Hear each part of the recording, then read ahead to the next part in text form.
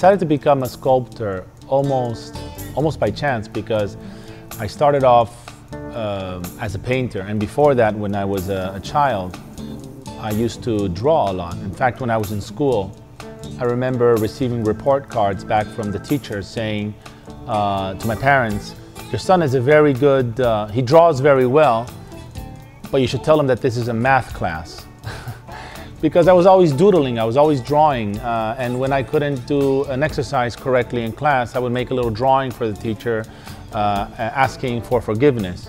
But something very funny happened to me, and I was very lucky, because there was a time in my life when I was 19, 20 years old. As with most young people, I knew I wanted to be in the art world, that I wanted to be an artist, something artistic. And I wanted to paint, I wanted to act.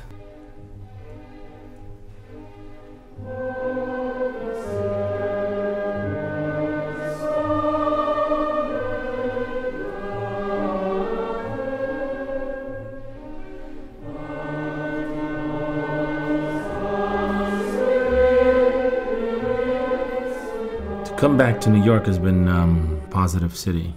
This has been my home for almost 20 years. I grew up in New York. I became a man in New York, basically.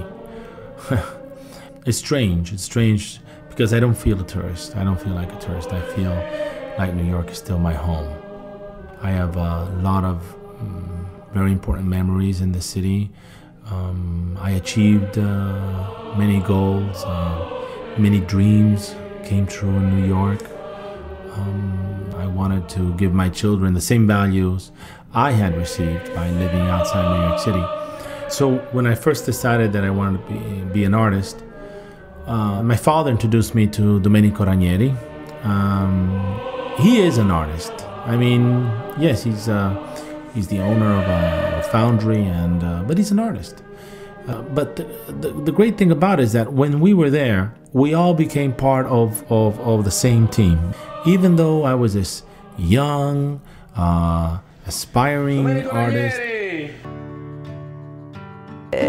Be upset for a while because he wasn't creating anything, but then all of a sudden in the middle of the night at 3 o'clock in the morning he would wake up and he would wake me up. "Hey, I had a wonderful idea. Tomorrow morning, the first thing I do, 6 o'clock in the morning, I get up and you know, I had this vision. I was dreaming about the sculptures made like this and like that," and I was like, 2 o'clock in the morning, you're telling me?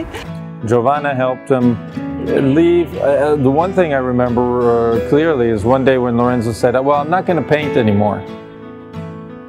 I said, "You're not going to paint? I have 2 paintings of yours. I mean, either they're going to be very valuable or they're worth nothing." I said, "So why are you not painting? I think you're really good."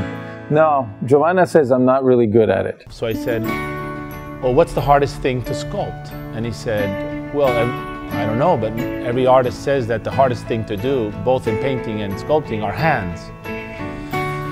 And I had already, I don't know, subconsciously, I'd always been drawing hands also. So I tried hands, and they came out okay, and I never stopped sculpting ever since. And slowly, I started fading out painting, and I kept on sculpting. And I thought, okay. Obviously what a relationship is about. You know, the person that is with you is supposed to help you, especially if you're a man, and because we really find ourselves through our work. But then after that, he's always been very, very steady in his evolution. It was one sculpture after the other. And I think that if you go through all Lorenzo sculptures, you can see there is really an evolution from the beginning.